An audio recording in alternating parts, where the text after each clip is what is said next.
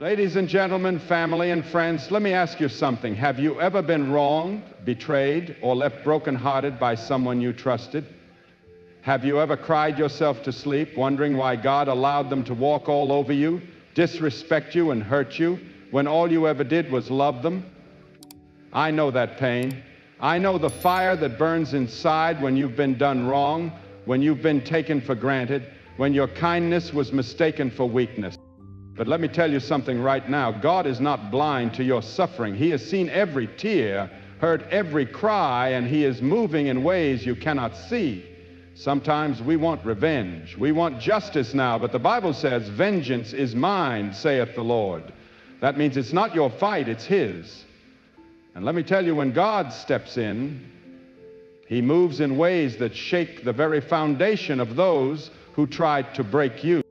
Now, I want you to listen closely, because here are 7 undeniable signs that God is already dealing with those who hurt you. Sign number 1, their peace begins to crumble. There is something about guilt that no one can escape. It doesn't matter how much someone smiles on the outside, how confident they appear, or how much they pretend that what they did to you doesn't bother them. Deep inside, their peace is crumbling. You see, when someone mistreats a child of God, they are not just hurting you, they are interfering with divine order. They are touching something sacred. God is a God of justice, and He does not allow evil to go unchecked. Oh, they may walk around acting like they don't care, like what they did was just another decision, another moment, another mistake. But deep inside, something starts shifting. At first, it may not be obvious. They may even seem like they're thriving. They go out with their friends, they laugh, they post their pictures. They move on as if nothing ever happened. And that's what hurts the most, doesn't it? It hurts to see them walking around unbothered while you are left picking up the pieces of the pain they caused. It feels like they got away with it. But let me tell you something. No one escapes the consequences of their actions. And no one can outrun the voice of their own conscience. It may take days, weeks, months, maybe even years. But one day, the weight of what they did will begin to press down on them. And when it does, they won't be able to shake it. At first, it's just a thought that crosses their mind when they least expect it. A random moment in the middle of the night. A flash of memory that brings discomfort. Maybe they see someone who reminds them of you. Maybe they hear a song that takes them back to the way they treated you. Maybe they're sitting alone, and for the first time in a long time, the noise of the world isn't there to distract them. That's when it starts. Their peace begins to crack. The very thing they ignored now whispers to them in the quiet moments. The very person they hurt suddenly occupies a space in their mind that they can't remove. They try to shake it off. They tell themselves it wasn't that bad. They try to justify their actions, convincing themselves that they did what they had to do, that you were the problem, that they had no choice. But it doesn't work. Because when God deals with someone, He doesn't just take away their material things, He takes away their peace. He allows the weight of their own choices to sit heavy on their soul. And when God places conviction on someone's heart, there is no escape from it. They may distract themselves for a while. They may bury themselves in work, in relationships, in parties, anything that can keep them from thinking too deeply. But the mind has a way of bringing back the things we try to forget. And no matter how hard they try to ignore it, there will always be a moment when it hits them like a wave they never saw coming. That's when the restlessness begins. They become short-tempered, irritated, unable to find joy in the things they once loved. They lose their ability to sit still, because stillness means silence, and silence means facing the truth. They toss and turn at night, unable to sleep like they used to. They wake up feeling like something is missing, like something is off. And they may not admit it to the world, they may never say it out loud, but deep down, they know what it is. It's the weight of what they did. It's the knowledge that they hurt someone who never deserved it. It's the realization that what they thought was nothing is actually something heavy, something that won't go away, something they can't undo. And when peace begins to crumble, everything else follows. It affects their mood, their relationships, their ability to enjoy life. They become distant, disconnected, unable to be fully present because part of them is stuck in the past, stuck in the very moment they thought they had moved on from. They may try to run from it, they may blame you, they may project their guilt onto others, but no matter how far they go, they cannot outrun God's conviction. Because when you hurt someone who is genuine, when you betray someone who is pure-hearted, when you break someone who only ever wanted to love you, there is a cost. And the first thing to go, their peace. Sign number 2, doors start closing for them. There is something about favor that people don't always understand. Favor is not just about luck or hard work, it's about grace. It's about divine positioning and about doors opening, not because of who we are, but because of who God is.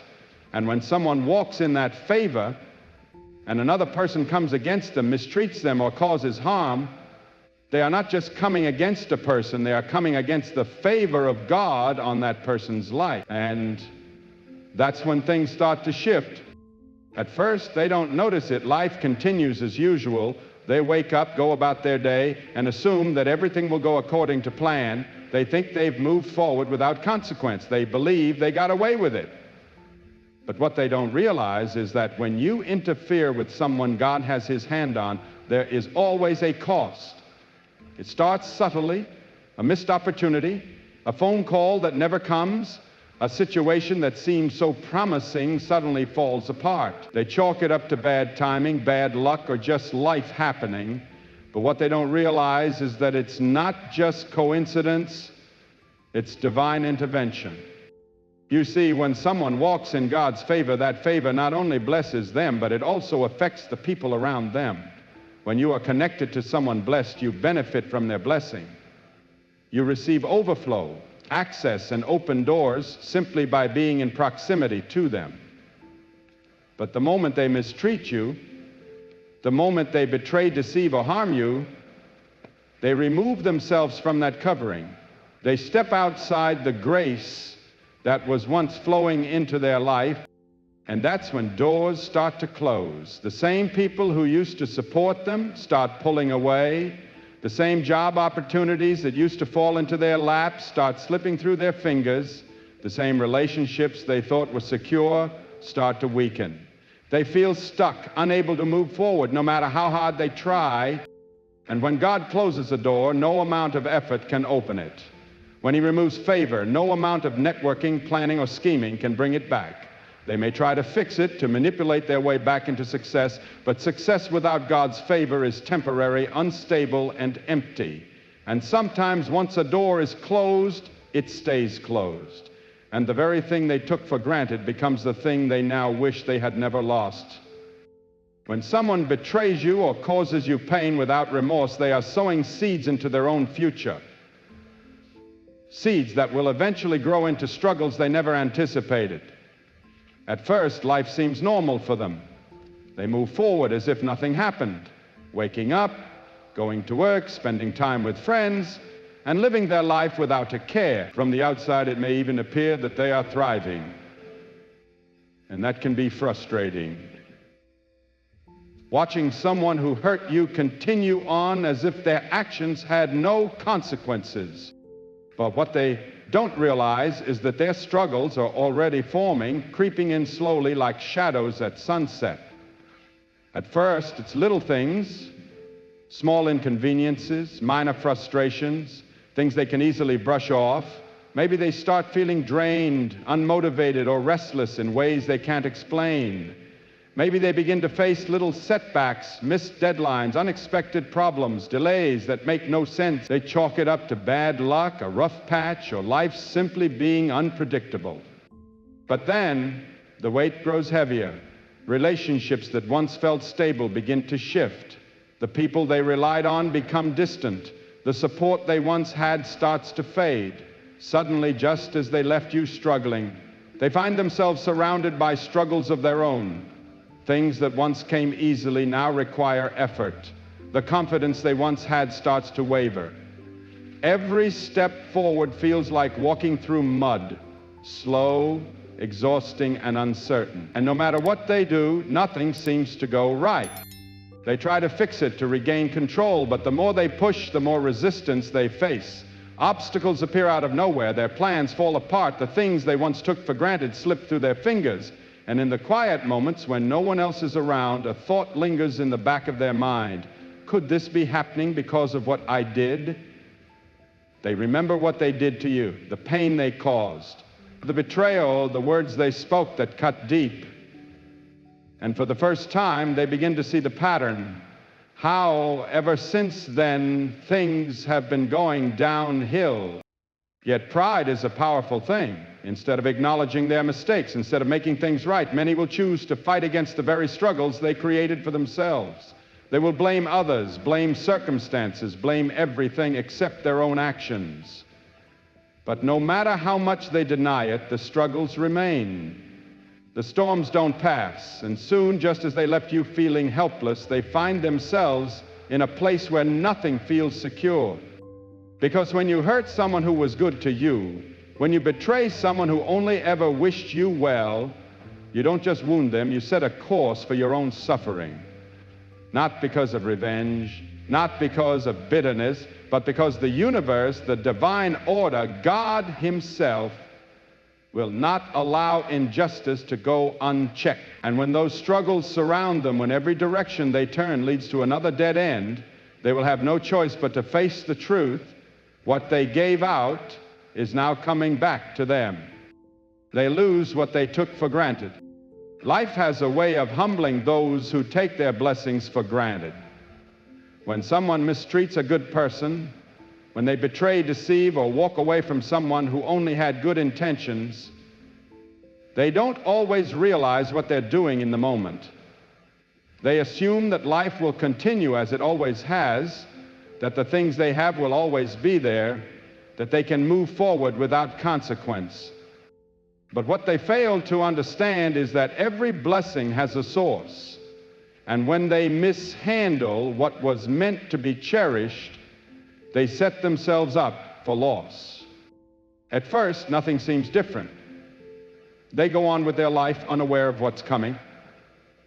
They assume they made the right decision, that they were justified in their actions, that they were never in the wrong. They surround themselves with distractions, with new people, with new experiences, convincing themselves that what they left behind wasn't that important. But time has a way of revealing the truth. Slowly, the things they once took for granted begin to slip away. The people they assumed would always be there start pulling back. The love, the loyalty, the kindness they once received without effort is no longer theirs to enjoy. They look around and realize that the support system they never appreciated is gone. That the person who prayed for them, who encouraged them, who stood by them in their worst moments is no longer in their corner. At first, they may not understand what's happening. They may feel a growing emptiness, but not be able to pinpoint why. They may try to replace what they lost with temporary pleasures, with surface-level connections, but nothing truly fills the void, because what they had with you wasn't ordinary. It was rare. It was something God placed in their life as a gift, and they treated it as disposable. Then the losses continue. The job they once felt secure in starts feeling unstable. The opportunities they assumed would always be available start closing. The peace they once carried turns into restlessness. It's not just about losing people. It's about losing the very things that made life feel stable and secure. They begin to see a pattern. The confidence they once had starts to fade. The things they once bragged about, the things they thought would always be there, are now slipping through their fingers. And then it hits them. They look back and realize that what they walked away from was more valuable than they ever understood. They remember the way you cared, the way you supported them, the way you gave without expecting anything in return. They remember the peace they felt when you were in their life, the way things seemed to flow effortlessly when they were connected to you. And now, all of that is gone. They try to find it in other places, in other people, but it's never the same. Because God does not allow people to mistreat his children without consequence. He does not allow someone to mishandle a blessing and then walk into more blessings without first experiencing the weight of what they lost. And by the time they realize it, it's often too late. The door has closed. The opportunity has passed. And all they are left with is the painful realization that what they once had, they will never have again. They see you rise. There is no greater lesson for those who have wronged you than having to watch you rise. At first, they believe they've won. They think they've moved on to something better. They assume you will stay broken, stuck in the pain they caused, unable to move forward without them. They expect you to be lost, to crumble, to be consumed by heartbreak or betrayal. They believe that their absence will leave you powerless, that their mistreatment will keep you from growing. But what they fail to understand is that when God has his hand on your life, no amount of betrayal, no amount of rejection, no amount of loss can stop what he is about to do for you. At first, they don't notice. They're too busy living their life, too distracted by their own choices. But then, little by little, they start to hear about you. They start to see your name, your success, your happiness in places they never expected. Maybe it's through mutual friends. Maybe it's through social media. Maybe it's just the way life has a funny way of keeping people connected even when they're no longer in your life. And that's when the shift happens. They begin to realize that the very person they thought would struggle without them is not only surviving but thriving. Purpose. And the hardest part for them is realizing they can't go where you're going. They see you winning, yet they are no longer part of your journey. They watch you step into blessings they once had access to, but no longer do.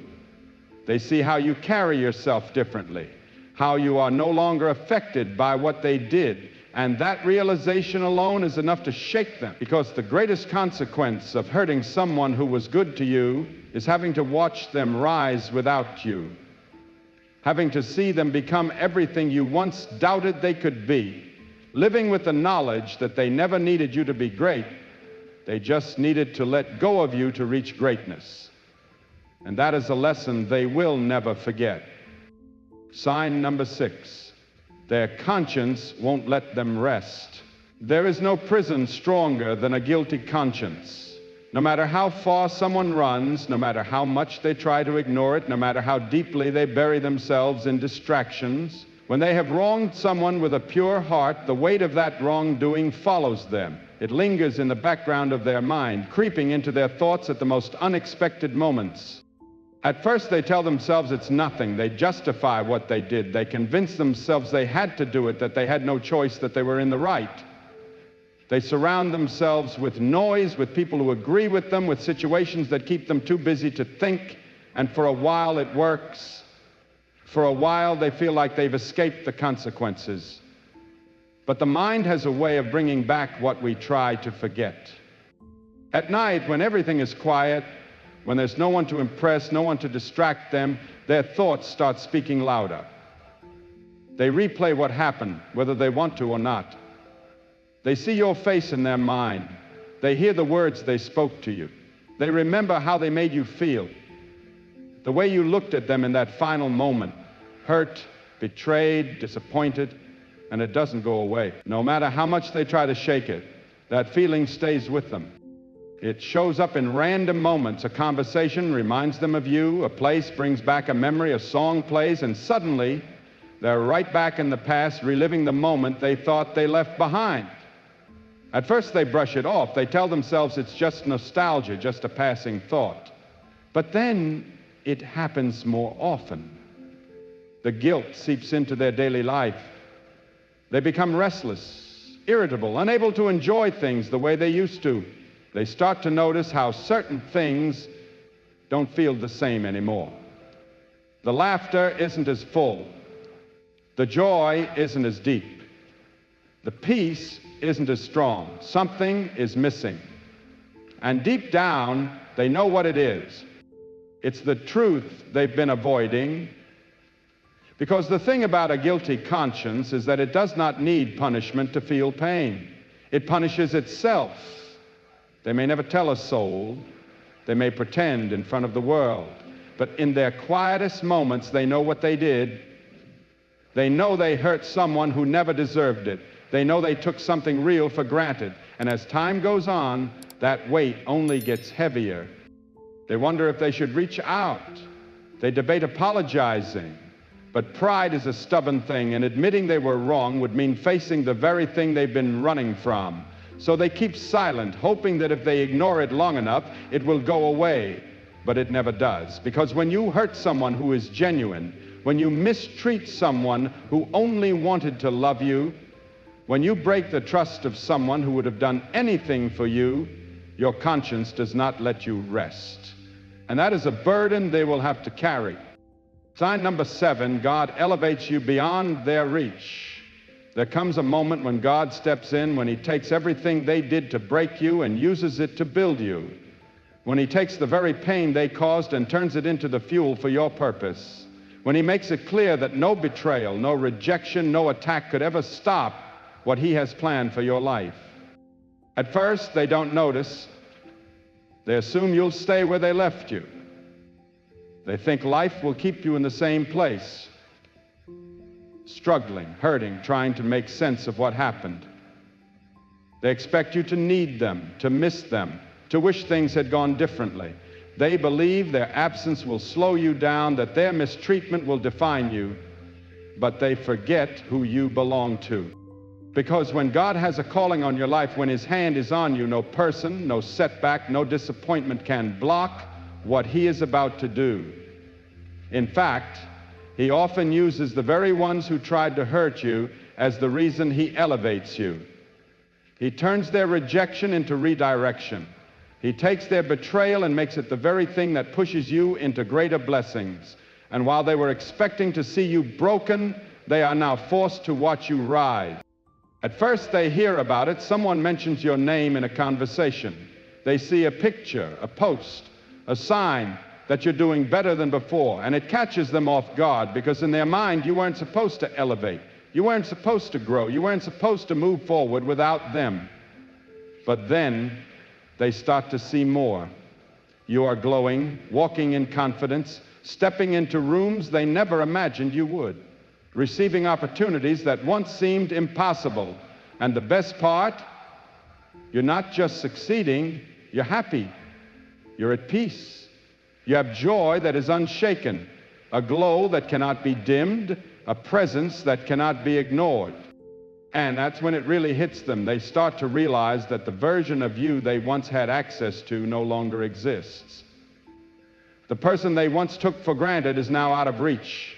The same you they overlooked, mistreated, or underestimated has grown into someone they can no longer approach. It's not just about success, it's about elevation. It's about God placing you in a position where they cannot reach you, cannot affect you, cannot undo the work he has done in your life. They may want to reconnect, may wish they had treated you better, may even regret what they did. But now the door is closed, and they have no choice but to watch from a distance. Because when God decides to elevate you, there